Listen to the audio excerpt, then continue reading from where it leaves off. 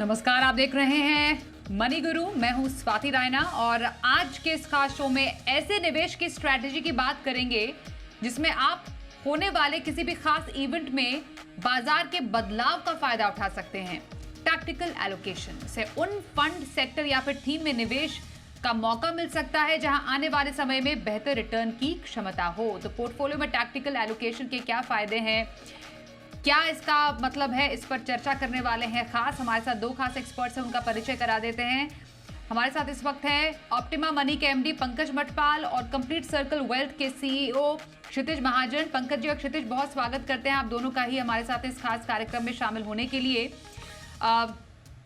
नए financial year की शुरुआत तो हो चुकी है, लेकिन बहुत ही ज़्यादा इवेंटफुल शुरुआत इस बार हुई है साल 2024 में, क्योंकि एक ऐसा बड़ा इवेंट हमारे सामने है जो कि काफ़ी हद तक बाजार की दशा और दिशा तय करने का काम करता है। हम बात कर रहे हैं लोकसभा चुनावों की।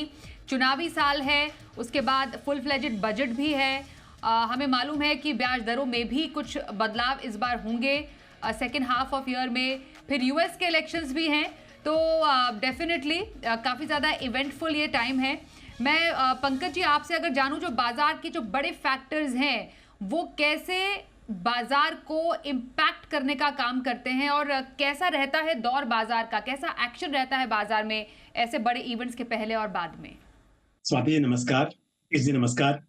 देखिए स्वाति जी, ऐसा है कि ये बहुत बड़ा इवेंट है। वैसे आपने भी बताया कि इलेक्शन के अलावा फिर फुल फ्लेजेड बजट और उसके बाद यूएस के इलेक्शन, रेट कट की संभावना, तो बहुत सारी चीजें हैं। और जब भी इवेंट्स होते हैं तो उसका इम्पैक्ट मार्केट पे होता है, क्योंकि वजह ये है कि बड़ा सेंसिटिव मार्केट है। कोई भी न्यूज मार्केट पर इम्पैक्ट डाल सकती है। तो यदि हम बात करें इस वक्त इलेक्शन की, तो इलेक्शन में देखिए, पब्लिक की ये एक्सपेक्टेशन होती है कि यदि गवर्नमेंट स्टेबल होगी तो ऐसे में बहुत सारे रिफॉर्म्स हो सकते हैं और जो चीजें चल रही हैं वो आगे भी बढ़ाई जा सकती हैं। तो इन सब बातों के आधार पर एक अनुमान लगाया जा सकता है कि बाजार की दिशा कैसी होगी। हम देख रहे हैं कि मार्केट में तेजी बनी हुई है। ऐसे में देखा जाए तो बहुत सारे सेक्टर्स, बहुत सारे थीम्स अच्छा प्रदर्शन दिखा रहे हैं और ये उम्मीद की जा सकती है कि ये अच्छा प्रदर्शन आगे भी रह सकता है। तो इन्वेस्टर्स के लिए ऐसे में इंपॉर्टेंट हो जाता है कि वो थोड़ा पैसा इवेंट के हिसाब से, ऐसा नहीं है कि आप अपने बदलाव करें। आपके जो फाइनेंशियल गोल्स हैं उनके हिसाब से तो आपने एलोकेशन किया ही होगा, उस पर टिके रहें। लेकिन ऐसे इवेंट के लिए आपको तैयार रहना चाहिए। यदि इसका फायदा उठा सकते हैं तो थोड़ा पैसा इस तरह से इन्वेस्ट करना चाहिए कि आपको इस इवेंट के हिसाब से थोड़े अच्छे रिटर्न्स मिल सके। बिल्कुल। तो ये जो स्ट्रैटेजी बनाना अभी आपको है, ये थोड़ा कुछ ध्यान में रखने की ज़रूरत है। कुछ हम दिखा भी रहे हैं दर्शकों को कि यूजुअली कैसा ट्रेंड रहता है। क्षितिज, आप इस पे अगर कमेंट कर पाएँ, जो चुनावी साल रहता है मार्केट के लिए वो काफ़ी ज़्यादा इवेंटफुल रहता है। एक इलेक्शन रैली हम देखते हैं। जैसा पंकज जी भी कह रहे थे कि बाजार को एक मजबूत स्टेबल गवर्नमेंट पसंद है और उस पर बाजार पॉजिटिवली रिएक्ट भी करता है। इसका मतलब ये हुआ कि बाजार के लिए मौके भरपूर है और अगर एक स्टेबल गवर्नमेंट आती है तो जो निवेशक हैं, जो कि बाजार में अभी इन्वेस्ट कर रहे हैं या करने वाले हैं, उनके लिए काफ़ी ज़्यादा अपॉर्चुनिटीज़ हैं। स्वाति नमस्कार, पंकज जी नमस्ते। स्वाति बिल्कुल सही कहा आपने। इनफैक्ट आप समझिए एक स्टेबल गवर्नमेंट क्या इम्पैक्ट लेके क्या आती है? वो बिज़नेस को स्कोप देती है ग्रो करने का। एक कंपनी एक एक गवर्नमेंट जो पॉलिसीज़ बनाती है, तो कंपनीज़ को भी लगता है जो बाहर का पैसा आता है या इंडियन जो निवेशक कंपनियाँ पैसा लगाती हैं कि दैट हमारा जो लगाया हुआ जो धनराशि है वो सेफ रहेगी, कोई पॉलिसीज़ में ज़्यादा मेजर चेंजेस नहीं आएँगे, तो वो एक डायरेक्शनली अच्छा होता है। पास्ट में अगर हम देखें तो पिछले 3 जो इलेक्शंस हुए हैं स्पेशली 4, 9 और 14 की मैं अगर बात करता हूँ, तो इलेक्शन के बाद कोई ऑलमोस्ट 16% का रिटर्न 4 में आया है, जबकि बीजेपी ने तब इलेक्शन हारी थी और मार्केट क्रैश हुई थी, पर उसके बाद से जो रिटर्न आया है मैं बता रहा हूँ आपको। 9 में कोई 38% का रिटर्न आया है एंड 14 में कोई 15% का रिटर्न आया है। बट वो एक पैरामीटर नहीं हो सकता। मैं एक बता रहा हूँ पीछे पास्ट में कैसा रहा है, ट्रिगर कैसा रहा है। But yes, on an average अगर आप पास्ट में भी जाते हैं तो इलेक्शन ईयर्स के बाद, इलेक्शन रिजल्ट के बाद नॉर्मली मार्केट पॉजिटिवली रिएक्ट करती ही करती है। क्योंकि अगर करेक्ट भी होती है फॉर रीज़न कि अगर स्टेबल गवर्नमेंट नहीं है, तो मार्केट हर वक़्त उस लेवल पे रहती नहीं है, वहाँ से ऊपर जाती ही जाती है। हैविंग सेड दैट हर बार का सेम तरीका हो ऐसा ज़रूरी नहीं है। मुझे ऐसा लगता है कि दैट इस बार बहुत पॉजिटिविटी एक बहुत हाई नंबर को लेके है, जो मार्केट अनुमान लगा रही है। अब डिपेंड करता है कि रिजल्ट कैसा रहने वाला है। बट मैं सभी दर्शकों को यही बताना चाहूँगा कि दैट इलेक्शन का क्या भी कुछ भी रिजल्ट रहे, आपके जो पोर्टफोलियोज़ है म्यूचुअल फंड के, उसके अंडरलाइन जो भी कंपनीज़ हैं, वो अपना काम कर रही हैं, उनकी कंजम्पशन्स बढ़ रही है, उनकी डिमांड बढ़ रही है, वहाँ पे अर्निंग ग्रोथ आ रही है। तो कुछ नी-जर्क रिएक्शन अगर आता भी है, तो वो टाइम बाउंड आएगा। तो उसमें हमें बहुत ज़्यादा विचार करके एक्ट करने की ज़रूरत नहीं है। बिल्कुल। ये इम्पोर्टेंट पॉइंट आपने बोला बिकॉज़ ये इसलिए भी इम्पोर्टेंट हो जाता है पंकज जी, क्योंकि आई एम श्योर कई सारे जो निवेशक होंगे, वो आपसे जानना चाहते होंगे, पूछना चाह रहे होंगे और कई निवेशकों की लाइफ में पहली बार ऐसा इवेंट आ रहा होगा as big as general elections. जो नए निवेशक है अगर उनके उनके जो इन्वेस्टमेंट जर्नी है पहली बार ऐसा एक साइकिल आया, तो वो चाह रहे होंगे शायद कि ये मौका है पैसा बनाने का। तो यूजुअली इन्वेस्टर्स क्या सोचते हैं ऐसे इवेंट के टाइम पर और क्या उन्हें करना चाहिए? क्योंकि अगर आपने एक लॉन्ग टर्म इन्वेस्टमेंट होराइजन बनाया है, तो उसमें तो ऐसे कई बार इवेंट आएँगे। इलेक्शंस आएँगे, विधानसभा इलेक्शन भी होते हैं या फिर बहुत सारे मैक्रो और माइक्रो फैक्टर्स होते हैं जो कि बाज़ार को इम्पैक्ट करते हैं और इवेंचुअली आपके इन्वेस्टमेंट को भी इम्पैक्ट करते हैं। तो एक इन्वेस्टर को करना क्या चाहिए ऐसे टाइम पर? बिल्कुल। देखिए स्वाति जी, पहली बात तो ये है कि इन्वेस्टर्स को इन्वेस्ट करना चाहिए। जिन्होंने अभी तक इन्वेस्ट नहीं किया हुआ है, ये ना सोचें कि इस सेक्टर में और किस थीम में, लेकिन यदि आप इंडेक्स लार्ज कैप इंडेक्स में भी इन्वेस्ट करते हैं तो भी चलेगा, लेकिन आपको इन्वेस्ट करना चाहिए, डाइवर्सिफाइड फंड्स में इन्वेस्ट करना चाहिए। क्योंकि देखिए अभी जो क्षितिज बता रहे थे 2004, मुझे याद है कि जब यूपी गवर्नमेंट पहली बार पावर में आई थी, तो उस दिन मार्केट गिरा था, लेकिन उसके बाद देखेंगे 4 से लेकर आगे तो बहुत तेजी रही। तो सरकारें कोई भी आए, लेकिन होता यह है कि यदि इकोनॉमी ग्रो करेगी, तो कैपिटल मार्केट के रिटर्न्स मिलेंगे और यदि आपने पार्टिसिपेट किया है, तो आपका पैसा बनेगा। हाँ, स्टेबल गवर्नमेंट की उम्मीद रहती है, क्योंकि इससे ये होता है कि जो भी रिफॉर्म्स हैं या जो भी पॉलिसीज हैं, उन्हें बनाना, पास करना आसान होता है। इसके लिए उम्मीद रहती है कि स्टेबल गवर्नमेंट आए और शायद उससे फ़ायदा होगा। लेकिन एक बात तय है कि इंडिया की इकोनॉमी ग्रो कर रही है और ऐसे में आप कैपिटल मार्केट में पार्टिसिपेट करेंगे तो आपको फ़ायदा होगा। इसके साथ ही दूसरी बात ये है, आपको हमेशा गोल सेट करने चाहिए और उनके हिसाब से आपको इन्वेस्ट करना चाहिए लॉन्ग टर्म के लिए। लेकिन साथ में जो हम बात कर रहे हैं आज की इवेंट है और उसका फ़ायदा क्या उठाया जा सकता है, तो मेरा मानना ये है कि हर निवेशक को, यदि आप नए निवेशक हैं तो आप मत सोचिए, आप बिल्कुल डाइवर्सिफाइड फंड्स में इन्वेस्ट कीजिए लॉन्ग टर्म के लिए, वो बेहतर रहेगा। लेकिन अगर आप पहले से सीज़न्ड इन्वेस्टर हैं और आप सोच रहे हैं कि थोड़ा पैसा आप इस तरह से इन्वेस्ट करें कि आपको ब्रॉडर मार्केट के मुकाबले ज़्यादा फ़ायदा हो सके, जिसे हम कहते हैं टैक्टिकल एलोकेशन। तो टैक्टिकल एलोकेशन के हिसाब से, यानी कि इवेंट का फ़ायदा उठाते हुए आप ब्रॉडर मार्केट के मुकाबले तेज़ी से पैसा बना सकें, तो उसके लिए ये इवेंट इम्पोर्टेंट हो जाता है। इवेंट से पहले थोड़ा-सा आप देखिए कि किस तरह के फंड्स में उन सेक्टर्स का एलोकेशन ज़्यादा है, जहाँ पर आप उम्मीद कर रहे हैं, या फिर आप थीमेटिक फंड्स अपने पोर्टफोलियो में ऐड कर सकते हैं। लेकिन ये 1-2 साल के लिए, और उसके बाद फिर आपको इस साल के एंड में या अगले साल फिर से डाइवर्सिफाइड फंड्स में वापस आना होगा या फिर आपको थीम चेंज करनी होगी। ये सीजन्ड इन्वेस्टर्स के लिए जो मैं बात कर रहा हूँ, एक इस तरह के एलोकेशन की, वो किया जा सकता है।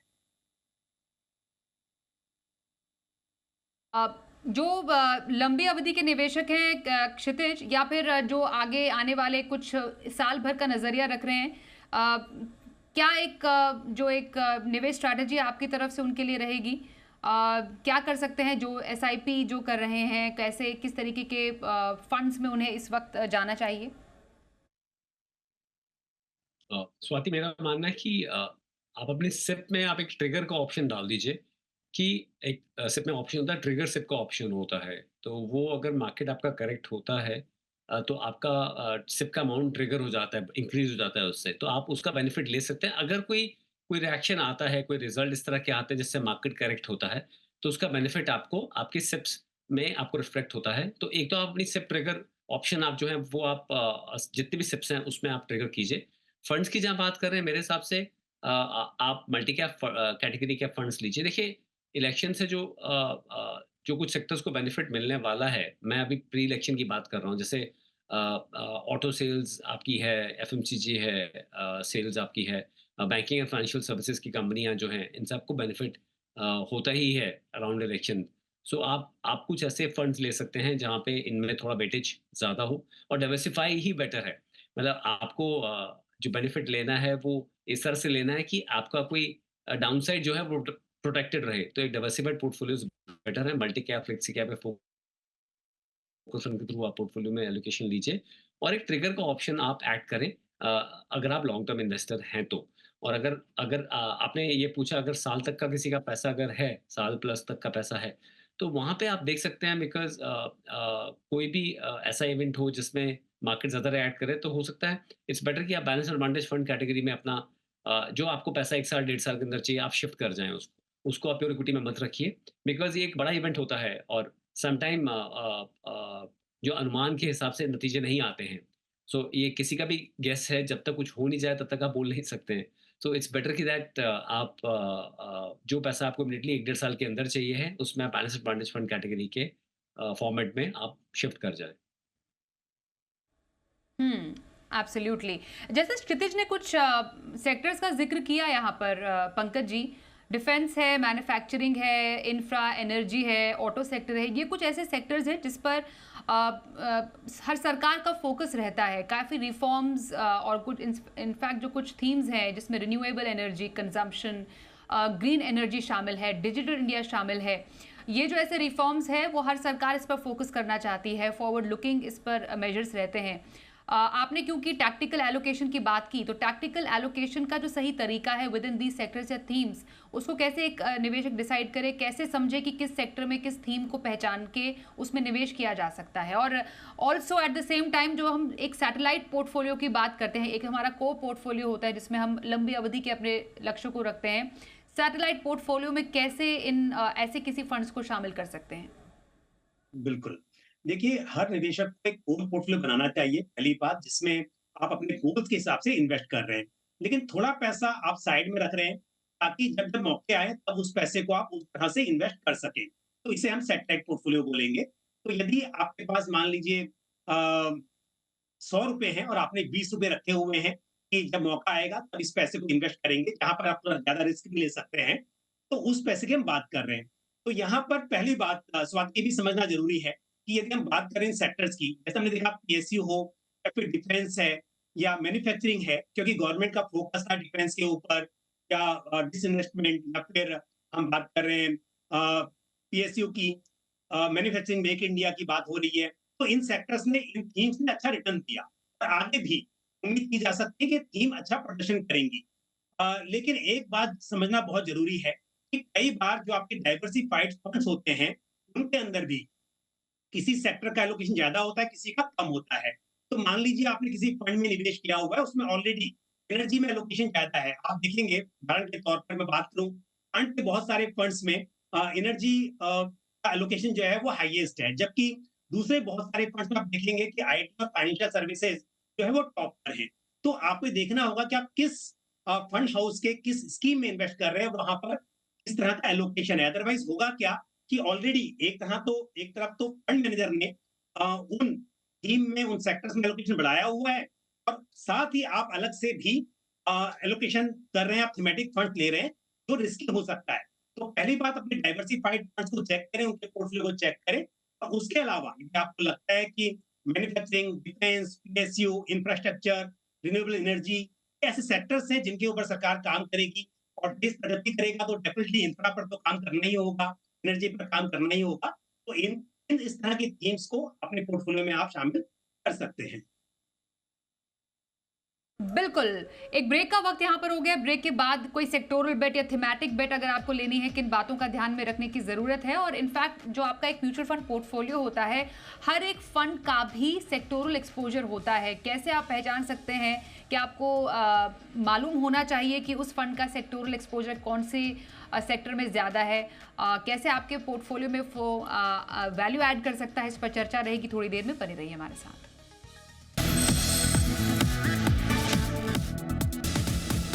तो चुनावी साल में क्या रहे आपके निवेश की स्ट्रैटेजी, इस पर हम खास चर्चा कर रहे हैं। हमारे साथ पंकज मटपाल है और साथ ही क्षितिज महाजन है, जिनसे हम कर रहे हैं बातचीत।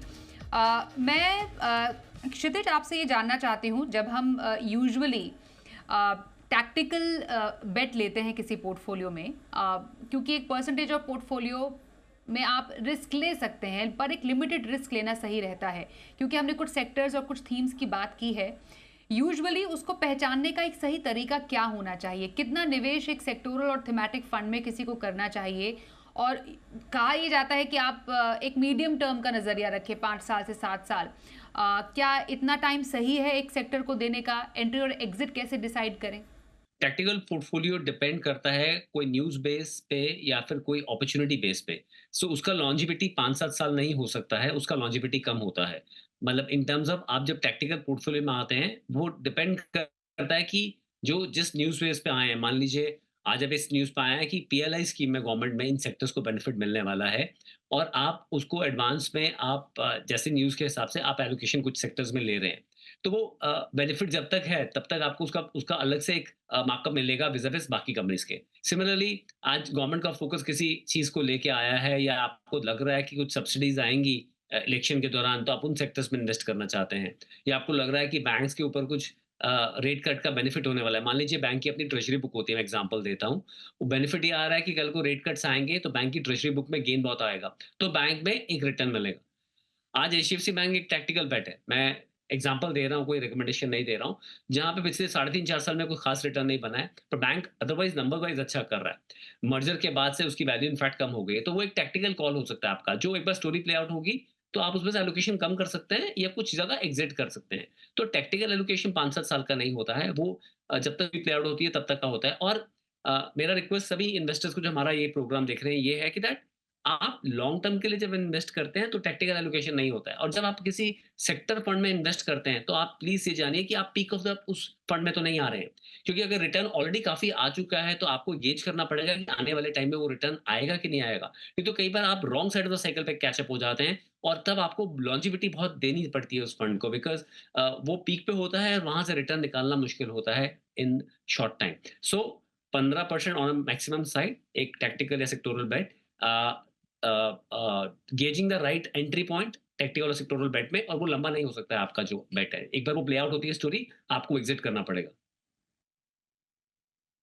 बिल्कुल। और हर एक म्यूचुअल फंड का एक्सपोजर पंकज जी सेक्टर्स में होता है। मोस्टली कौन से सेक्टर्स है जहां पर म्यूचुअल फंड को पैसा लगाना पसंद है? और इन अ वे ये एक सेक्टोरल एक्सपोजर भी हो जाता है निवेशकों के लिए, जहां पर फंड मैनेजर बेहतरीन से बेहतरीन, अच्छे से अच्छे सेक्टर या थीम को चूज़ करते हैं। और आई एम श्योर जो फंड मैनेजर्स की नज़र भी होगी, keeping in mind all these big events, कि कहाँ पर ज़्यादा एक फ़ायदा मिल सकता है, उस सेक्टर या थीम पर फंड मैनेजर्स भी ज़्यादा पैसा लगा रहे होंगे। बिल्कुल। देखिए, पहली बात ये है कि जब आप म्यूचुअल फंड में इन्वेस्ट करते हैं तो देखना ये है कि उसका बेंचमार्क क्या है। यदि आप किसी सेक्टरल फंड में इन्वेस्ट कर रहे हैं तो बेंचमार्क वो सेक्टर होगा, वो सेक्टर इंडेक्स होगा, तो उसमें तो डेफिनिटली वही सेक्टर का मेजर एलोकेशन होगा।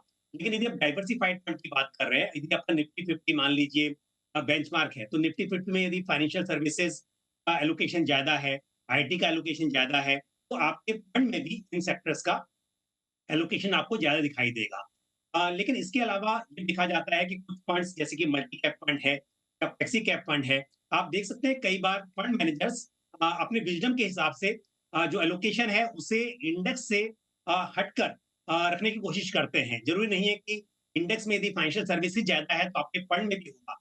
तो इसलिए ज़रूरी हो जाता है कि जिस स्कीम में आप इन्वेस्ट कर रहे हैं, सिर्फ ये ना देखें कि यदि वो फ्लेक्सी कैप फंड है तो सारे एक जैसी होंगी, या मल्टी कैप है तो सभी एक जैसी होंगी। उनका एलोकेशन कम और ज़्यादा हो सकता है सेक्टर्स में। तो यदि हम इस वक़्त पर बात कर रहे हैं, आपको उम्मीद है कि पर्टिकुलर सेक्टर्स अच्छा कर सकते हैं। हम एनर्जी की बात करें या फिर हम कंस्ट्रक्शन और सीमेंट सेक्टर की बात करें और आपको लगता है कि इनका संबंध इंफ्रा से है, तो फिर ऐसे में आपको देखना चाहिए कि इनका लोकेशन आपके पोर्टफोलियो में कैसा है। यदि आपने वो स्कीम ली हुई है जहाँ पर ऑलरेडी अच्छा है, तो आपको फिर शायद ज़रूरत नहीं है थीमेटिक फंड ऐड करने की। अदरवाइज़ फिर आपके पास चॉइसेस तो हैं ही। मैन्युफैक्चरिंग में बहुत सारे फंड्स हैं, डिफेंस में आपके पास में एक फंड है, एसयू में आपके पास काफ़ी फंड्स हैं, तो उन फंड्स में आप निवेश कर सकते हैं। लेकिन एक बात ज़रूर कहूँगा, तो क्षितिज ने भी कहा, मैं दोहराऊँगा उस बात को कि कई बार होता ये है कि एंट्री टाइम गलत हो जाता है। जब ऑलरेडी काफ़ी वो थीम प्ले हो चुकी होती है, इन्वेस्टर्स देखते हैं कि 1 साल में 70% रिटर्न दिया एसयू ने, तो तब वहाँ पर एंट्री करने की कोशिश करते हैं, वो गलती ना करें और आपको सही समय पर एंट्री और एग्ज़िट करना बहुत ज़रूरी है। एब्सोल्युटली। और एंड में क्षितिज, इस टाइम पर जब थोड़ा बाजार में यूफोरिया भी होता है, एक्साइटमेंट भी होती है अपकमिंग इवेंट्स की, इन्वेस्टर्स को इमोशंस को तो कंट्रोल में रखना ही होता है, पर किन गलतियों से बचना चाहिए, what to watch out for जिसको हम कहते हैं, तो किन बातों का ध्यान रखें? आई थिंक सबसे अच्छा प्रश्न यही है इस एपिसोड का, स्वाति, बिकॉज़ हम कितनी भी बात करें, हमारा जो बिहेवियर है, एक जो वो आपका गैप लेके आता है रिटर्न्स में विज़ स्कीम। तो फर्स्ट थिंग मैं ये बोलूँगा दैट जो जो हमारे दर्शक हमें सुन रहे हैं, देख रहे हैं, कि आप कई बार कभी कुछ एक्ट नहीं करना ही सबसे अच्छा एक्ट होता है। Sometimes there is no need to react, that's a right act. आप कुछ भी रिएक्ट मत कीजिए। ये जो एक इवेंट है, इसे प्ले आउट होने दीजिए। अगर आपको पैसा अगले 4-5 साल में नहीं चाहिए है, तो ये बस एक वन ऑफ द इवेंट है, जैसे कोविड आया था या बाकी चीज़ें आई थी, तो आप कुछ रिएक्ट मत कीजिए। दूसरी चीज़ ये है कि एब्रप्टली कुछ भी डिसीजन मत लीजिए। अगर आज डिसीजन आ गया, मार्केट ऊपर गई या नीचे गया, कुछ भी बाज़ार होता है, आप एब्रप्टली डिसीजन मत लीजिए। अगर आपको अपॉर्च्युनिटी मिलती है जहाँ पे बाज़ार थोड़ा आपको नीचे का लेवल देता है, अगर आप डाल सकें तो टॉप अप ज़रूर कीजिए। क्योंकि ये एक ही बाज़ार ऐसा है, जब डिस्काउंट लगता है तो लोग भाग जाते हैं, आते नहीं हैं। और तीसरा सबसे इम्पोर्टेंट बात ये है कि आप लॉन्ग टर्म इन्वेस्टर हैं। जब भी कुछ इलेक्शन में रिजल्ट आता है, आपका विजन यही होना चाहिए कि दैट बाजार में भाव जो भी होता रहे, वो बिजनेसेस जो हैं वो इंटैक्ट हैं, वो काम कर रहे हैं, वो अपना बिजनेस में प्रॉफिट बना रहे हैं, तो इवेंचुअली प्राइस कैचअप कर जाएगा अगर किसी कारणवश मार्केट में करेक्शन आता भी है तो प्लीज बने रहिए और कंपाउंडिंग का बेनिफिट लीजिए। बिल्कुल। तो ये कुछ हमने खास बातें की आज बाजार पर हमारे दो खास एक्सपर्ट से, किन बातों का ध्यान रखें स्पेशली फाइनेंशियल ईयर 24-25 के लिए। धन्यवाद करेंगे पंकज जी और क्षितिज, आप दोनों का हमारे साथ इस चर्चा में शामिल होने के लिए। रुकेंगे एक ब्रेक के लिए, देखते रहिए जी बिजनेस।